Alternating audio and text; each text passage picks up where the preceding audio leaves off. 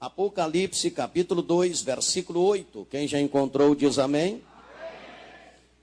Diz assim o texto sagrado: e ao anjo da igreja que está em Esmirna escreve: isto diz o primeiro e o último, que foi morto e reviveu. Eu sei as tuas obras, e tribulação e pobreza, mas tu és rico. E a blasfêmia dos que se dizem judeus e não o são, mas são a sinagoga de Satanás. Nada temas das coisas que há de padecer. Eis que o diabo lançará algum de vós na prisão, para que sejais tentados, e tereis uma tribulação de 10 dias. Sê fiel até a morte, e dar-te-ei a coroa da vida.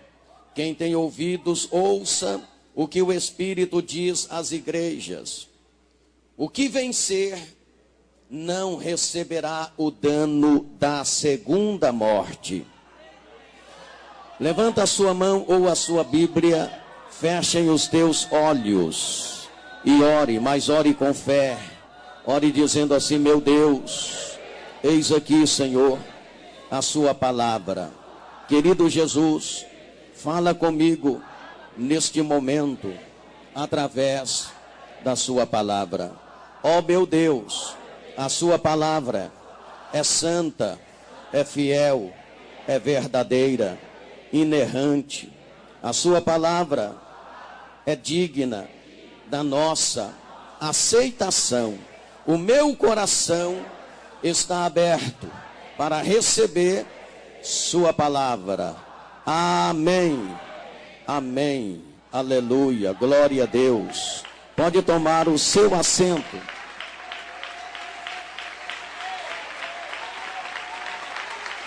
Aleluia. Tá bonito, mas pode ficar melhor.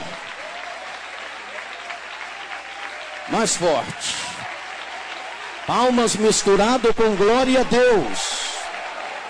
É para sentir a presença do Senhor. É noite de avivamento.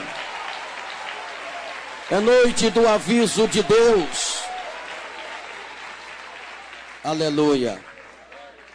Queridos irmãos, bastante atenção para a ministração desta palavra.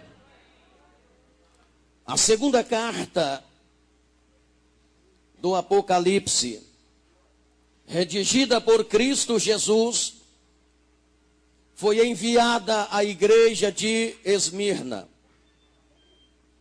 Esmirna ficava aproximadamente 64 quilômetros de Éfeso ao rio Hermos.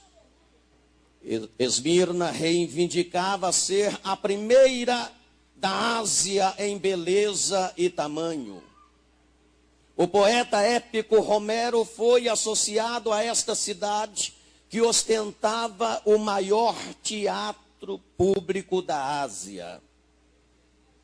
Esta cidade foi a primeira a erigir um templo para Roma e tinha uma série de outros templos, incluindo um para Zeus. Mas também esta cidade possuía grande população judaica. Esmirna é citada no Novo Testamento somente aqui no livro das Revelações, no livro de Apocalipse. Porém, no segundo século, a cidade se tornou um importante centro cristão. E ali naquela cidade foi o vergonhoso local do martírio de Policarpo. Como as demais cidades da região, prezados irmãos, Esmirna era um centro pagão, vivendo em torno de adoração a Cíbele, que era a padroeira local e era crida como esposa do deus Saturno e mãe dos deuses Júpiter e Plutão. Em face de tal idolatria pagã, É evidente que o puro cristianismo primitivo encontrou naquela cidade um ambiente bastante adverso. É possível, prezados irmãos, que, sendo Esmirna uma das 11 cidades constituintes da Iônia, na época da introdução do evangelho na Europa, quando ela estava incorporada na província romana da Ásia, o evangelho haja chegado ali em consequência da terceira viagem missionária do apóstolo Paulo, mencionada no livro de Atos dos Apóstolos. Naturalmente, prezados irmãos, quase não há cristianismo em Esmirna, posto que a maioria absoluta da população, em cerca de 90%, é de muçulmanos. Normalmente, o cristianismo ali é praticado, como em toda a Turquia, a portas fechadas. Por quê? Porque a liberdade religiosa para quem não é muçulmano só existe na letra da Constituinte e é legalmente proibida. Partindo deste princípio, você entende que não era fácil desenvolver a fé cristã na cidade de Esmirna. O povo daquela igreja, os fiéis esmirnianos, sofriam para desenvolver a sua fé naquela cidade. Sendo ela uma cidade pagã e extremamente idólatra, como as demais cidades da região. Se você observa bem, na carta redigida por Jesus a esta igreja, você vai observar que no conjunto das 7 igrejas, Esmirna é a primeira que não recebe nenhuma repreensão de Jesus. Mas ela recebe estímulo a se manter fiel até a morte, mesmo no fragor da tribulação de 10 dias que sobreviria sobre os crentes daquela igreja. Aleluia. Na carta que o Senhor Jesus redigiu àquela igreja, aos fiéis esmirnianos, Jesus prediz uma tribulação de 10 dias, movida pelo imperador romano. Na mesma carta, Jesus se apresenta como o fundamento ideal, inamovível. Ele disse: eu sou o último, eu sou o primeiro. Queridos irmãos, sobre este fundamento insubstituível, os fiéis esmirnianos estavam edificando o edifício de sua vida cristã. Todos os cristãos, a exemplo dos fiéis esmirnianos, devem edificar a sua fé nesta rocha firme, inamovível e inabalável. E os cristãos que têm a sua fé edificada nesta rocha firme, inamovível e inabalável, têm fé não somente para enfrentar as lutas, o fragor da tribulação, mas tem fé também para selar a sua fé com o seu próprio sangue. Aleluia, bendito é o nome do Senhor.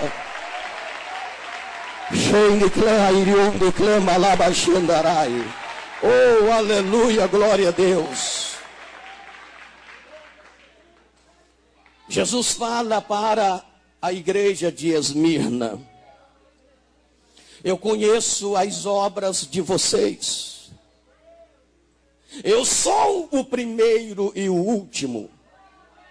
Sei as tuas obras, e tribulação e pobreza. Mas aí Jesus diz: tu és rico. Aleluia. Aí Jesus fala mais: nada temais das coisas que vão padecer. Aí Jesus diz mais: olha, O diabo lançará alguns de vós na prisão, e tereis uma tribulação de 10 dias. E aí Jesus dá uma recomendação dizendo: sê fiel até a morte, e dar-te-ei a coroa da vida. Sê fiel até a morte, e dar-te-ei a coroa da vida. Oriande clama lá baixandarai, aleluia. Veja bem vocês, que Jesus prediz uma tribulação de 10 dias. Uma perseguição de 10 dias. 10 dias representa um curto período de tempo. O mesmo intervalo de tempo que Daniel e seus companheiros foram testados na Babilônia e se recusaram a comer do manjar do rei. A alusão é adequada, porque os cristãos em Esmirna eram obrigados a participar de alianças comerciais e refeições festivas, onde deidades guardiãs eram homenageadas. Não era fácil desenvolver a fé cristã naquela igreja, ou seja, naquela cidade. Queridos, ainda que esses 10 dias de tribulação, numa linguagem figurativa, durassem a vida toda, ainda assim seria um curto período de tempo em relação à eternidade. Jesus foi claro na carta que ele redigiu aos fiéis esmirnianos: vocês terão uma tribulação de 10 dias, e o diabo lançará alguns de vós na prisão, mas não temais nada do que vão padecer. Ser fiel até a morte. A mensagem para a igreja esmirniana poderia não ser bem-vinda. Quem quer ouvir que o sofrimento presente vai aumentar a ponto de ser lançado na prisão e a ponto de talvez até morrer? Mesmo que seja por um curto período de tempo. Pois esta foi a mensagem de Jesus àquela igreja. Jesus estava dizendo que a tribulação deles ia aumentar. Jesus estava dizendo que a perseguição ia aumentar. Jesus estava dizendo que os pagãos iam aumentar a represália, as retaliações, as perseguições e as afrontas iam aumentar. Mas ele dizia: se vocês forem fiéis até a morte, eu vos darei a coroa da vida. Se vocês forem fiéis até a morte, eu vos darei a coroa da vida. Oh, meu Deus. Irmãos, coroa é usado como símbolo de honra. Coroa é usado como símbolo de grandeza. Coroa é usado como símbolo de vitória ou de um alto privilégio. Essa coroa que os fiéis vão receber significa tudo isso e muito mais. A coroa de ouro é uma metáfora da recompensa escatológica da vida eterna em Cristo Jesus. Uma riqueza inigualável. Essa coroa enfatiza o contraste entre a pobreza temporária daquela igreja e a sua verdadeira riqueza celestial. Lembra que Jesus falou: conheço a tua pobreza, mas tu és o quê? Tu és o quê? Rico. A igreja de Esmirna era pobre exatamente porque ela não participava das alianças comerciais e refeições festivas, onde deidades guardiãs eram homenageadas. Era uma igreja separada. separada do sistema mundanizado daquela época. A igreja não se aliava ao sistema mundanizado. E por isso ela sofria represália. Por isso ela sofria retaliações, perseguições e afrontas. Hoje em dia, meus irmãos, infelizmente, a fim de adquirir vantagens econômicas, políticas e sociais, muitas igrejas estão se associando, se aliando aos regimes governamentais injustos, a fim de receber vantagens, a fim de receber recursos financeiros. Muitas igrejas hoje estão associando-se, aliando-se ao poder governamental, político e injusto, a fim de não sofrer perseguição, a fim de não sofrer represália, nem retaliações. Muitas igrejas hoje, infelizmente, estão associando-se, aliando-se ao mundanismo governado e chefiado por Satanás. Mas esta igreja esmirniana, ela é diferente. Ela não se alia ao sistema mundanizado. Ela é uma igreja separada. Separada dos regimes governamentais injustos. Ela é uma igreja de Cristo. Por isso, na carta que Jesus redigiu a ela, Jesus não repreende, Jesus estimula a fé daquela igreja. Aquela igreja sabia que o poder de regimes injustos deve ser desafiado. Eles têm poder apenas temporários. E aquela igreja sabia que as recompensas de Deus são eternas, são eternas, são eternas, são eternas. Ser fiel até a morte e dar-te-ei a coroa. Aleluia, oh glória. Você pode dar mais um glória ao Senhor?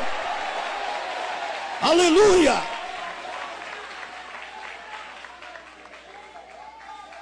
Os fiéis esmirnianos estavam no fragor da tribulação de 10 dias que Jesus havia dito. Represálias, retaliações, perseguições, afrontas, martírio.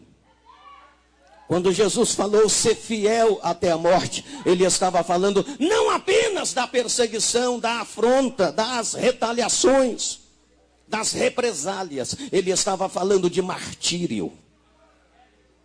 Ele estava falando que alguns deles teriam que selar a sua fé com o seu próprio sangue. Mas ele disse, ser fiel até a morte.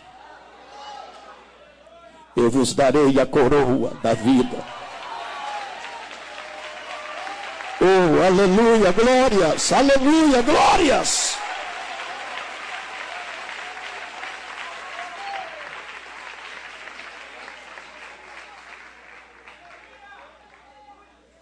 A igreja estava sofrendo a tribulação.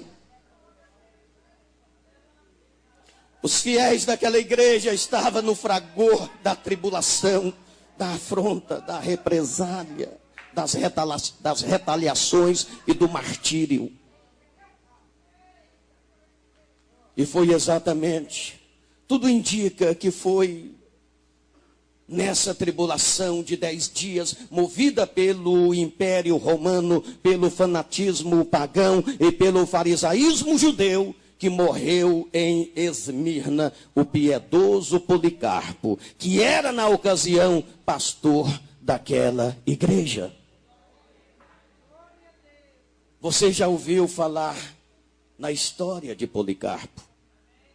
Naquela época, prezados irmãos, estava sendo celebrado em Esmirna a temporada de jogos esportivos, que sempre se revestia de feição religiosa. assistido pelo procônsul Estátios e presidido pelo asiarca Filipe de Trales. Na época, muitos membros daquela igreja morreram, e entre eles o piedoso Policarpo. Era tradição, quando celebravam este tipo de festival, todos tinham que proferir um voto de fidelidade a César. Ou seja, um voto de fidelidade a Roma, na pessoa do seu imperador. Policarpo, a história conta que ele estava num trabalho de Santa Ceia a alguns poucos quilômetros da cidade de Esmirna.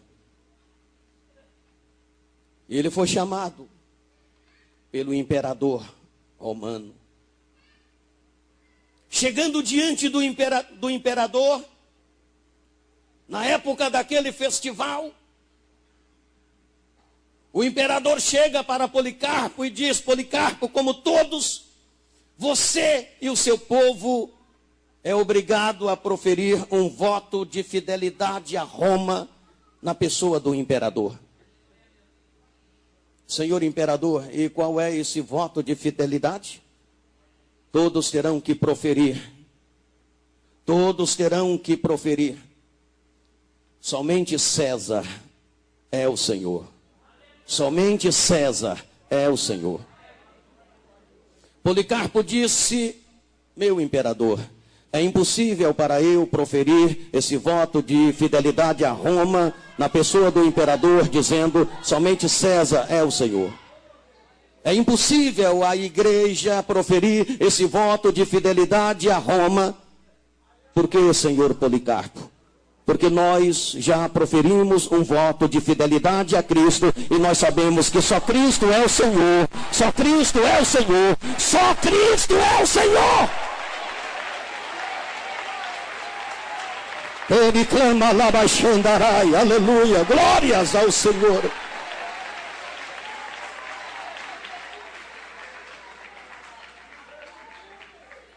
Mas todos vão proferir esse voto de fidelidade, e não é você e o seu povo que não vá proferir esse voto de fidelidade a Roma.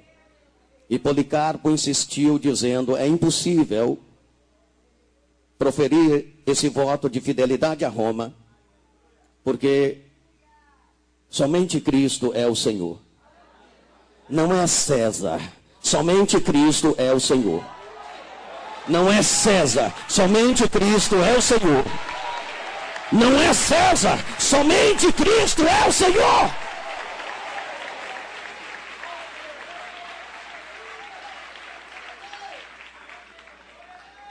Foi dada a ordem para acender a fogueira. E disse o imperador: se você não proferiu o voto de fidelidade a Roma, se você não traiu seu Cristo, então você vai ser queimado vivo. E Policarpo disse: não vejo nenhum problema nisto, desde que eu não traia o meu Senhor. Acenderam-se a fogueira. E quando a fogueira estava já acesa, e encaminharam Policarpo até a fogueira, um dos seus algozes chegou no ouvido dele e disse: Policarpo, trai o seu Cristo.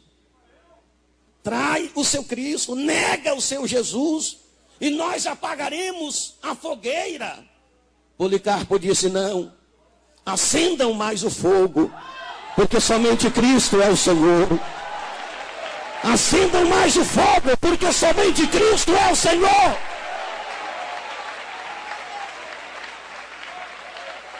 Aleluia. Você não vai trair o seu Cristo? E Policarpo disse: eu não posso fazer isto, porque ele nunca me fez mal, e eu não vou fazer esse grande mal a ele. Somente ele é o Senhor. E foi assim que Policarpo entrou naquela fogueira e morreu queimado. Mas não traiu o seu Cristo. Ele foi fiel até a morte. Selou a sua fé com o seu próprio sangue. Jesus disse: ser fiel até a morte, e dar-te-ei a coroa da vida. Ser fiel.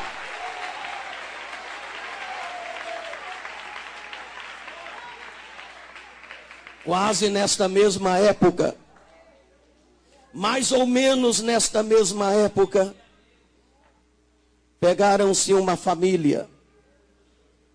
E era o esposo, a esposa e o filho. Menos de 8 anos de idade.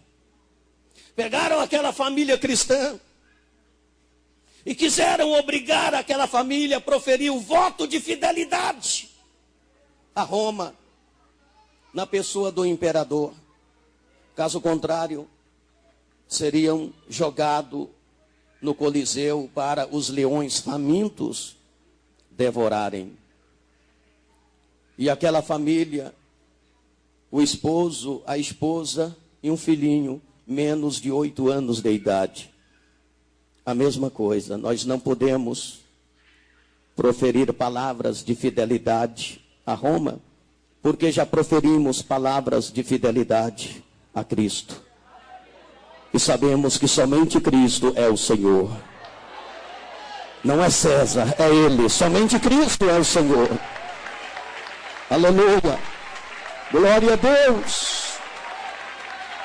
Levaram aquela família até onde estavam os leões. E na entrada do Coliseu, antes, o prefeito de Roma olhou para aquele irmão e disse: olha aqui, crente, você não vai negar o Senhor Jesus? Ele disse: não, somente Ele é o Senhor. Então tá bom. O primeiro que os leões vão devorar é o seu filho. E você terá que ver, assistir os leões devorarem o seu filho. Pegaram o garotinho e foi levando para jogar para os leões famintos. E aquele pai começa a chorar. A mãe começa a chorar. E ela abraça o seu marido e diz: meu amor, eu não estou aguentando. E ele, abraçado com a sua esposa, disse: filha, eu também não estou aguentando. Naquele momento parece que eles iam titubear-se ao ver o filho sendo levado para os leões devorarem. Naquele momento, aquela criança que já estava na porta do Coliseu olha para trás e diz com voz embargada: mamãe, papai, não negue Jesus. Eu estou vendo Ele. Ele está me chamando. Não negue Jesus.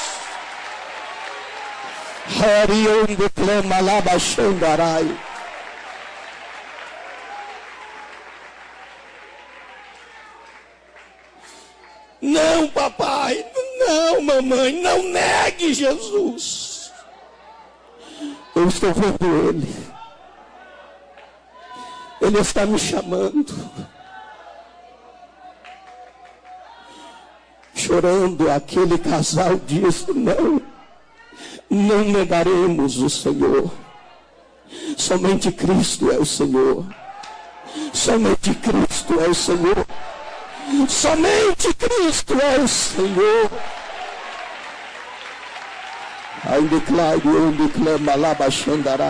Ser fiel até a morte, e dar-te-ei a coroa da vida.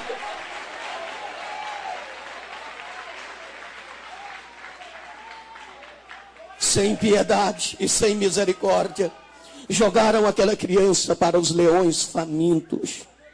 E eles devoraram aquela criança. O prefeito de Roma olhou para aquele irmão e disse: ainda insiste? Não vai negar o Senhor Jesus? Não. Somente Cristo é o Senhor. Então você vai ver a sua esposa agora ser devorada pelos leões, e você será o último. E ela olhou para ele e disse: meu lindo, não negue Jesus.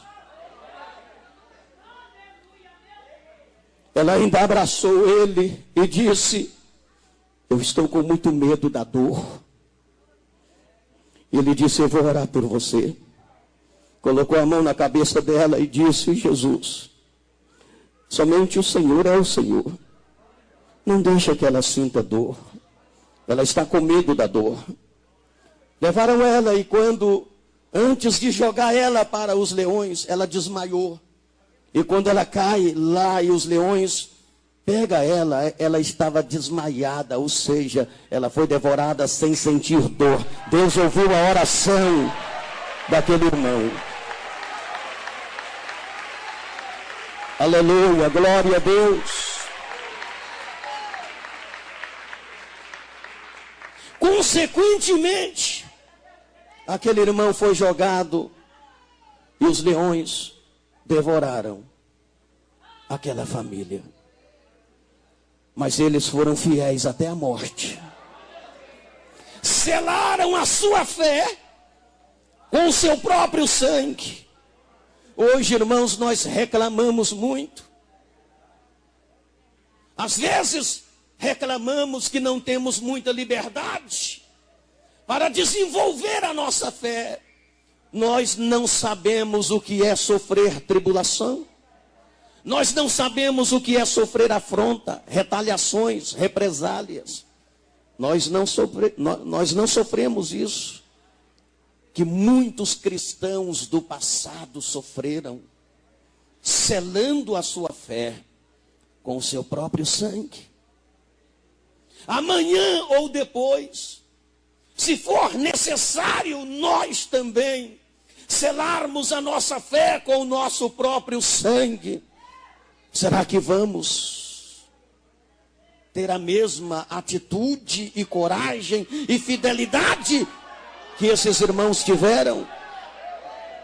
Jesus continua falando para a sua igreja: ser fiel até a morte e dar-te-ei a coroa da vida. Esta palavra continua soando ao ouvido da igreja: ser fiel até a morte.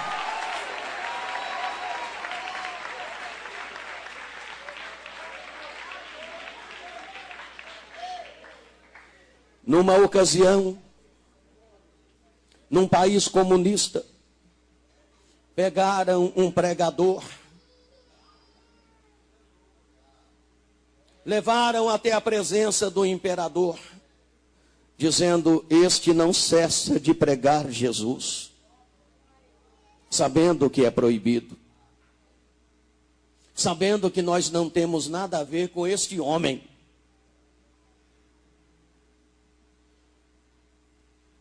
Pegaram aquele pregador e disseram: vamos fazer o seguinte, vamos fazer uma lavagem cerebral na mente dele e vamos ver o que acontece. Prenderam ele em um quarto escuro durante 3 meses, dando apenas uma refeição pequena por dia. E durante aqueles 3 meses, num quarto escuro, 24 horas por dia, tudo que ele ouvia ali naquele quarto escuro era o seguinte: comunismo é bom, Cristo não presta. Comunismo é bom, Cristo não presta. Comunismo é bom, Cristo não presta. Durante 3 meses, 24 horas por dia, sem cessar, em um quarto escuro, uma lavagem cerebral. Diziam: daqui a 3 meses, ele está repetindo: comunismo é bom, Cristo não presta. No fim dos 3 meses, tiraram o pregador daquele quarto escuro e disseram: e aí, pregador? E ele disse: comunismo não presta, Cristo é bom. Comunismo não presta, Cristo é bom. Comunismo não presta, Cristo é bom. Aleluia, oh glória, aleluia. Não satisfeito com o resultado, disseram: Vamos deixar ele 6 meses agora. 6 meses naquele quarto escuro, com uma pequena refeição por dia. E 24 horas ouvindo aquele som. Comunismo é bom, Cristo não presta. Comunismo é bom, Cristo não presta. 6 meses se passaram. Tiraram ele dali. E aí, pregador? E o pregador, comunismo não presta, Cristo é bom. Comunismo não presta, Cristo é bom. Oh, aleluia. Quem pode dizer que ele é bom? Quem pode dizer que ele é bom? Diga, Cristo é bom.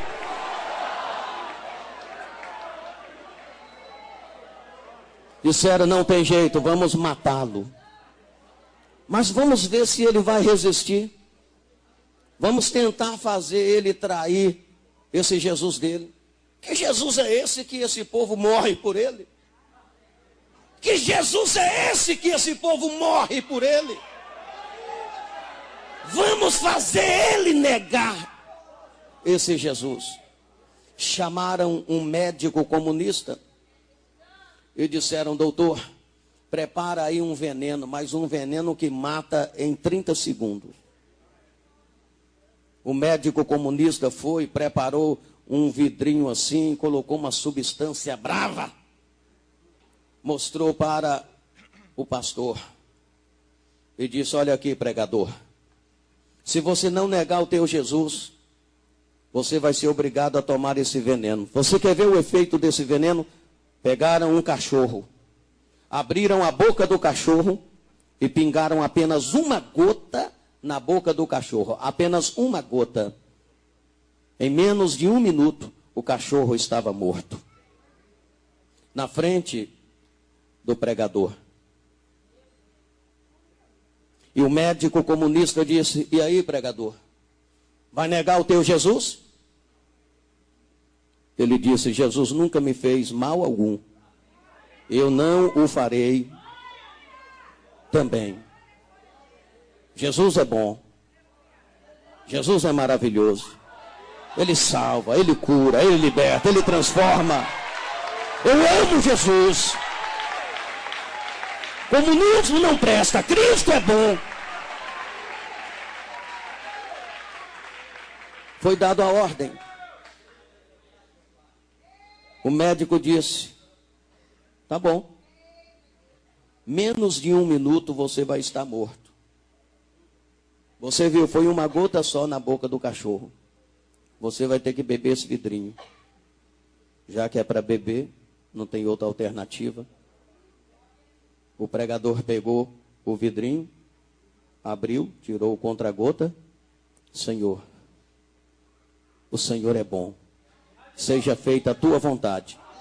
Se for para eu selar a minha fé, com o meu próprio sangue, eu o farei. Eu te amo. E bebeu. Passou 1 minuto. O médico olhando. Ô pastor, o que você está sentindo? Nada. 2 minutos. O que você está sentindo, pastor? Nada. O médico começou a ficar assustado. 5 minutos, pastor. O que você está sentindo? Até agora nada. O médico já estava amarelado. 10 minutos, o médico comunista. Pastor, como é que você está? Estou sentindo nada, estou bem demais. Não é possível. Todos de olhos arregalados. Meia hora se passaram e o médico assustado chega, pastor, o que você está sentindo? Absolutamente nada. 1 hora se passaram, pastor, não estou sentindo absolutamente nada. O médico não sabia o que fazer. 2 horas se passaram e o médico disse, não é possível. Pastor, você não sente nada? Ele diz, não, não sinto absolutamente nada. Pelo contrário, eu estou muito bem, doutor. Eu estou muito bem, doutor. Cristo é bom. Comunismo não. Cristo é bom. Cristo é bom. Ei!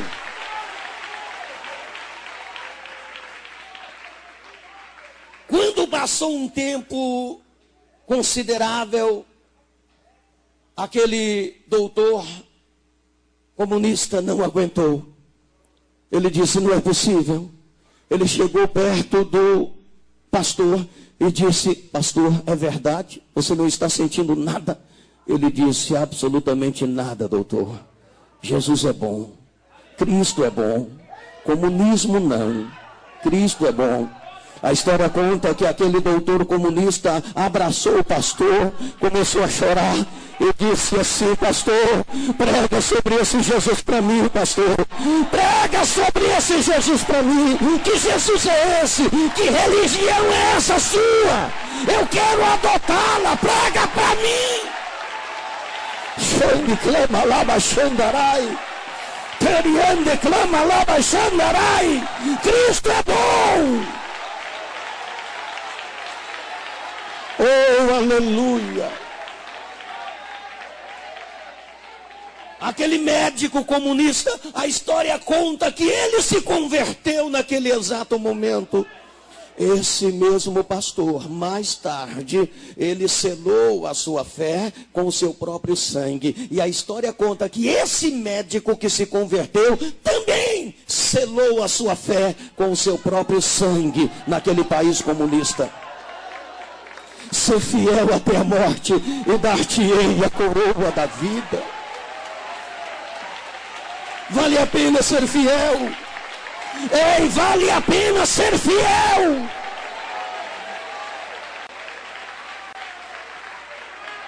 Jesus pediu à igreja de Esmirna para ser fiel até a morte. Deus pede para sermos fiéis até a morte, mesmo sendo necessário selar a nossa fé com o nosso próprio sangue, como foi com Policarpo e tantos outros. Deus pede que sejamos fiéis até a morte. Você conhece muito bem a história dos apóstolos, como eles morreram, como eles selaram a sua fé com o seu próprio sangue, como eles foram fiéis até a morte, como os fiéis esmirnianos. Mateus sofreu martírio pela espada na Etiópia. Marcos foi arrastado por um animal pelas ruas de Alexandria até morrer. Lucas foi enforcado numa oliveira na Grécia. João foi lançado numa caldeira de óleo fervente. Tiago morreu decapitado.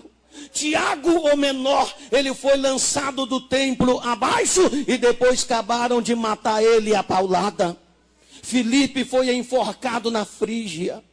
Tomé foi amarrado em uma cruz e a história conta que ele pregou amarrado numa cruz até morrer. André foi atravessado por uma lança. Judas, não o Iscariote, foi morto a flechadas. Matias foi primeiro apedrejado e depois decapitado. A história conta que Bartolomeu, ele morreu tendo a pele do seu corpo tirada lentamente. Pedro foi crucificado. E quando estava para crucificar ele disse: já que eu vou morrer crucificado, então não sou digno de ser crucificado como Cristo foi crucificado. Crucifiquem-me de cabeça para baixo. E a história conta que assim foi. Ele morreu crucificado de cabeça para baixo. Ser fiel até a morte. Jesus continua falando para os fiéis da atualidade: ser fiel até a morte. Jesus continua falando com a igreja da atualidade: ser fiel até a morte e dar-te-ei a coroa da vida. O apóstolo Paulo estava preso em Roma. E ali na cela, no cárcere em Roma, Paulo teve a visão da coroa que ele receberia, que ele estava prestes a receber. Em 2 Timóteo, no capítulo 4, versículo 6, encarcerado em Roma, Paulo diz, e está registrado no cânon sagrado: já estou sendo oferecido por aspersão de sacrifício, e sei que o tempo da minha partida está próximo. Mas ele disse: combati o bom combate, acabei a carreira e guardei a fé. Desde agora a coroa de justiça me está reservada, a qual o Senhor me dará naquele dia. E ele disse: e não somente a mim, mas a todos quanto amarem a sua vinda. Quem ama a vinda de Jesus aqui, levanta a mão, fica em pé e dê mais um brado de glória.